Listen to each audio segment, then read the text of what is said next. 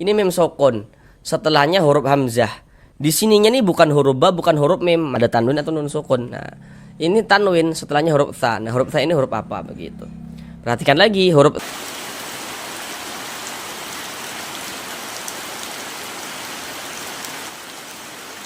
Assalamualaikum warahmatullahi wabarakatuh. Jika memiliki permasalahan, masih belum lancar di dalam membaca Al-Quran, kemudian masih belum memahami ilmu tajwid, sehingganya tidak percaya diri ketika mengaji Al-Quran, mari belajar mengaji Al-Quran di channel ini.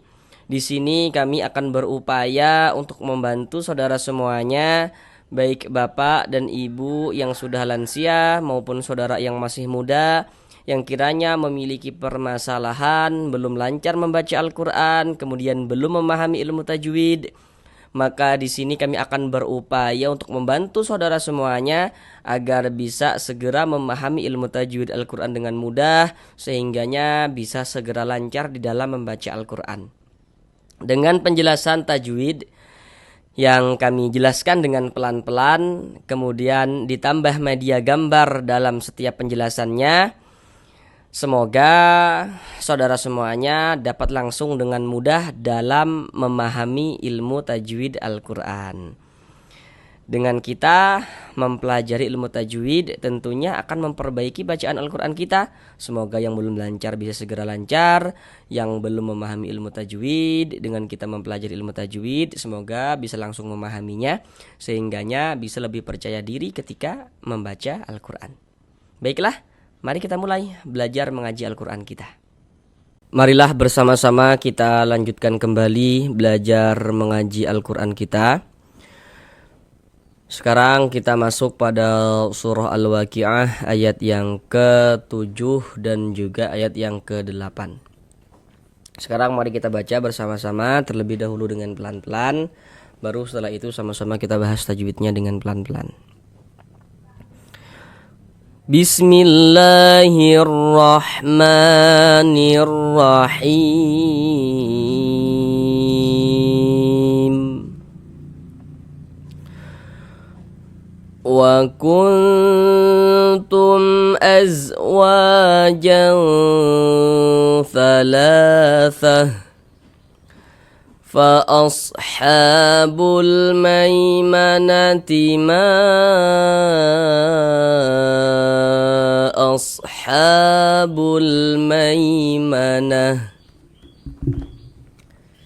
Sekarang marilah sama-sama kita bahas, kita pelajari tajwidnya dengan pelan-pelan. Pertama di sini wa kuntum, nun sukun, huruf nun ini tanda sukun tuh seperti ini, huruf sukun, atau disebut juga biasanya itu huruf sukun tuh disebut juga dengan huruf mati yang familiar disebut itu. Tanda huruf sukun tuh seperti ini. Nah, jadi huruf mati dengan huruf sukun tuh maksudnya tuh sama saja itu maksudnya. Tandanya seperti ini, nun sukun setelahnya huruf ta. Perhatikan media gambar di layar. Setiap kita membaca Al-Quran, ingat ya kalimatnya setiap kita membaca Al-Quran, kalau bertemu dengan huruf nun sukun atau bertemu dengan salah satu tanda baca tanwin, nah, seperti yang tertera pada gambar tuh, yang di sebelah tanda panah tuh, media gambar di layar. Nah, di situ tanda baca tanwin atau harokat tanwin itu bentuknya ada 3. Baris 2 di atas huruf, baris 2 di bawah huruf, kemudian yang satunya tuh dhammah ada kurungnya tuh dhammatain begitu. Nah, jadi kalau kita mengaji Al-Quran, jika bertemu dengan huruf nun sukun atau bertemu dengan tanwin, maka di situ terjadi hukum tajwid itu. Nah, kemudian kita perhatikan huruf setelahnya, baru terjadi hukum tajwid. Jadi setelah nun sukun atau setelah tanwin itu ada huruf apa begitu, maka di situ akan terjadi hukum tajwid. Nah, contohnya tuh seperti ini. Ini nun sukun, setelahnya adalah huruf ta. Nah, huruf ta ini harus kita ketahui. Seperti yang kita lihat, huruf ta termasuk salah satu huruf ikhfa hakiki. Jadi kalau ada nun sukun atau tanwin, kemudian setelahnya itu bertemu dengan salah satu daripada 15 huruf yang di samping, maka hukumnya adalah ikhfa hakiki. Dan huruf ta ini masuk pada ikhfa hakiki aqrab. Kenapa kok dikatakan aqrab? Karena makharijul huruf nun dengan huruf ta ini dia dekat, maka dikatakan aqrab. Cara membacanya dibaca samar kemudian didengungkan. Yang dibaca samar itu apanya, begitu kan? Bunyi nun sukunnya kita baca samar. Jangan dibaca wakun berbunyi jelas begitu, jangan, tapi disamarkan. Wakul kul seperti itu. Kemudian didengungkan. Jadi bagian kulnya itu suaranya itu kita tahan ya, kita panjangkan sejenak ya sepanjang 2 harokat. Wakuntum azwa. Kemudian di sini mim sukun setelahnya huruf hamzah. Bagi yang belum tahu, kalau ada huruf alif ada tanda bacanya, ada harokatnya, maka itu huruf hamzah. Nah, ini huruf alif ada tanda bacanya kan, ini ada barisnya, ada harokatnya. Pokoknya huruf alif yang memiliki tanda baca itu huruf hamzah. Makanya ini mim sukun setelahnya huruf hamzah. Perhatikan media gambar di layar. Setiap bertemu dengan huruf mim sukun di situ pun akan terjadi hukum tajwid. Nah, seperti itu.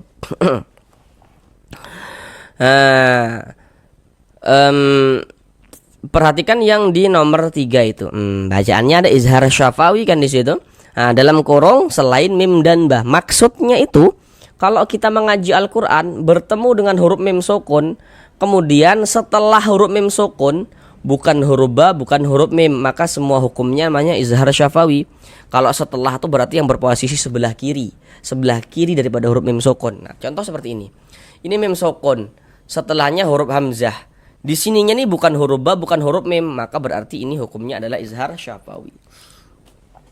Baca jelas, tidak berdengung, baca pendek saja. Wa kuntum tum az, pendek begitu, jangan baca tum panjangan begitu, salah, pendek saja. Kemudian wa dibaca panjang. Kenapa kok wa dibaca panjang? Perhatikan rumus 3 warna hitam. Rumus 3 warna hitam, perhatikan. Nah, sekarang perhatikan penjelasan kami. Kalau kita mengaji Al-Quran bertemu dengan huruf alif nih, alif.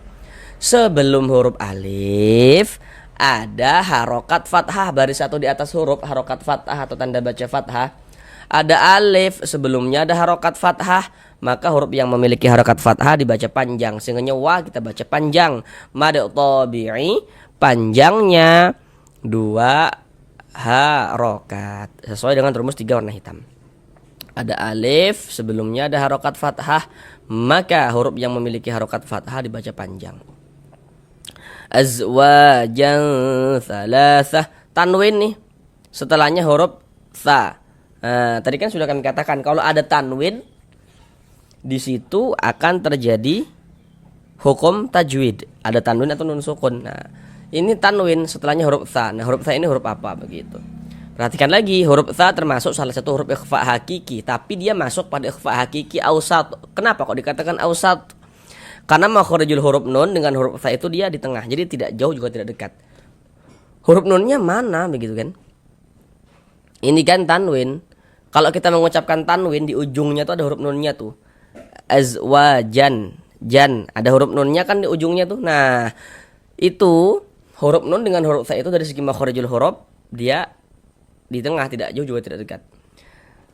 Azwajan ada huruf nunnya kan? Nah, kalau tanwin itu dia ada huruf nunnya di ujungnya tuh. Yang tampak ketika kita ucapkan. Namun dari segi penulisan ya nggak ada kan huruf nunnya, tapi kalau kita ucapkan tampak dia begitu. Nah, kalau tanwin itu ya. Maka ini kita baca samar dan berdengung. Apa yang disamarkan?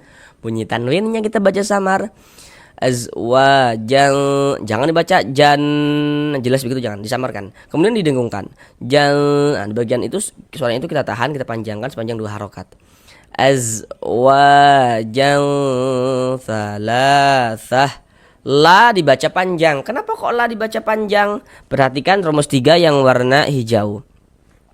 Kalau kita membaca Al-Quran bertemu dengan huruf, di atasnya itu ada tanda seperti ini. Ada tanda alif kecil atau harokat fathah berdiri. Harokat fathah atau tanda baca fathah itu kan bentuknya dia baris satu miring di atas huruf seperti ini. Tapi kalau harokat fathah itu bentuknya berdiri seperti ini, berbentuk alif kecil seperti ini. Nah, ini menandakan huruf kalau di atasnya ada tanda alif kecil seperti ini dibaca panjang. Misalnya la dibaca panjang, mad tabi'i panjang 2 harokat. Thalathah. Nah, ini kita baca salasah, jangan dibaca salasat, jangan dibaca salasatan. Jangan. Mengapa begitu? Jadi kalau kita mengaji Al-Quran, bertemu dengan huruf, di atasnya huruf ta, di bawahnya huruf ha, ini namanya adalah huruf ta marbutoh. Nah, kaedahnya kalau huruf ta marbutoh itu, kalau kita berwakaf, kalau kita berhenti tepat di huruf ta marbutoh, maka dibaca huruf ha. Ini kita berwakaf kita ya, berhenti tepat di huruf ta marbutoh, maka huruf ha yang dibaca. Sehingganya kita baca salasah. Jangan dibaca salasat, jangan. Tapi kalau kita tidak berwakaf, tidak berhenti di huruf ta marbutoh ya, kita wasolkan, maka yang berfungsi huruf ta.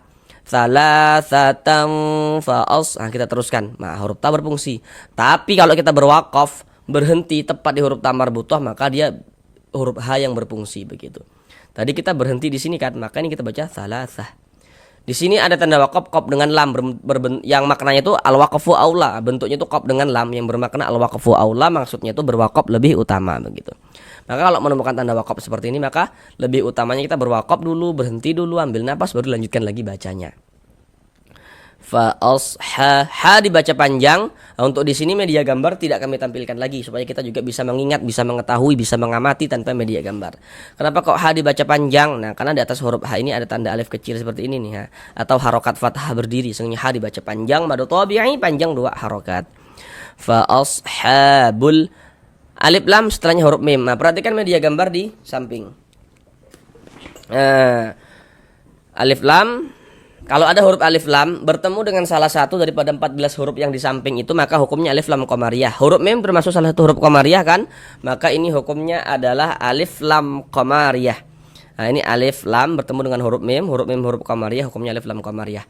Alif lam qamariyah itu biasa disebut juga dengan izhar qamariyah. Mengapa kok disebut izhar qamariyah juga?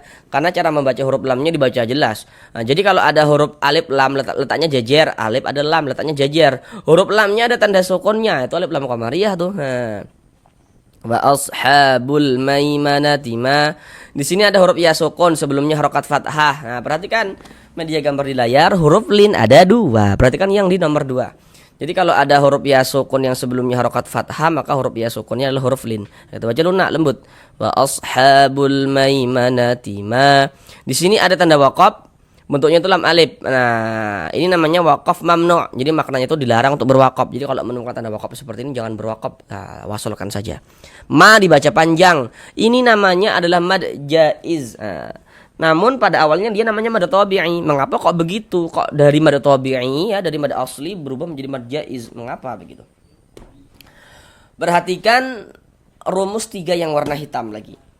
Rumus 3 warna hitam. Kalau kita mengaji Al-Quran bertemu dengan huruf alif. Ini huruf alif nih. Sebelum huruf alif ada harokat fathah. Ada harokat fathah, maka huruf yang memiliki harokat fathah ini dibaca panjang. Sama lah penjelasannya dengan yang di atas tadi itu. Cuman yang di atas tadi itu bedanya huruf alifnya itu nggak disambung karena sebelumnya huruf waw. Nah, kalau ini kan bertemu dengan huruf yang bisa disambung begitu. Ma dibaca panjang. Kemudian mad tabi'nya bertemu dengan dengan huruf hamzah. Mad tabi'i itu kalau bertemu dengan huruf hamzah di lain kalimat ya, atau di lain kata, dalam 2 kata yang berbeda, maka menjadi mad jaiz munfasil. Panjangnya itu 4 sampai dengan 5 harokat mad jaiz itu. Walaupun ada juga yang membacanya dengan 2 harokat. Nah, kita panjangkan 4 sampai dengan 5 harokat. Ma asha begitu. Ha dibaca panjang. Di sini media gambar tidak kami tampilkan lagi tanda panjangnya ini ha. Mad tabi'i panjang 2 harokat. Tanda panjangnya alif kecil nih. Kan tadi sudah kita bahas tadi. Alif lam setelahnya huruf mim, ini tadi alif lam setelahnya huruf mim, maka ini hukumnya alif lam qamariyah. Sudah kita jelaskan juga. Huruf ya sukun sebelumnya harokat fathah. Ini huruf ya sukun sebelumnya harokat fathah, maka berarti apa ini? Huruf ya sukunnya huruf lin. Nah, ini sudah juga tadi kami jelaskan. Jadi di sini media gambar tidak kami tampilkan lagi supaya kita bisa langsung latihan mengamati tanpa media gambar seperti itu. Kemudian ini kita baca maimanah. Jangan dibaca maimanati, jangan. Nah, tadi juga sudah kami jelaskan di sini. Ini huruf namanya huruf ta marbuthah. Kalau dia berwaqaf jadi huruf ha. Nah, kalau dia diwasolkan jadi huruf ta yang dibaca begitu. Tadi sudah detail kami jelaskan di sini. Ini karena kita berwaqaf tepat di huruf ta marbuthah, maka yang dibaca huruf ha, maka dibaca maimanah begitu. Kemudian di sini ada tanda waqaf, bentuknya itu qaf dengan lam yang bermakna al-waqfu aula. Tadi juga sudah kami jelaskan dengan detail di sini ya. Sekarang mari kita ulang bersama-sama sekali lagi dari awal.